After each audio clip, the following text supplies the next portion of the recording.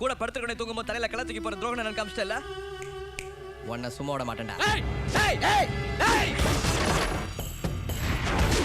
உங்க தேவைக்கு நீங்க யாரை வேணாலும் கொளுத்திருக்கலாம். நான் நல்லது நடக்கணும்னு பார்த்து அனுப்புன அப்பாவிங்கள ஏன்டா கொளுத்துனீங்க? அவன் இல்லாதவன் இருக்கணும் தானே. நான் இல்லாதவன் தான். இந்த இல்லாதவன் இருக்கிற உன்னை என்ன பண்ண போறேன்னு ஒருத்த பாரா. ஏன்டா 5 பேரை எரிச்சோம் 6 முகத்தை பகச்சோம் நீ நொந்து சாவணும்டா.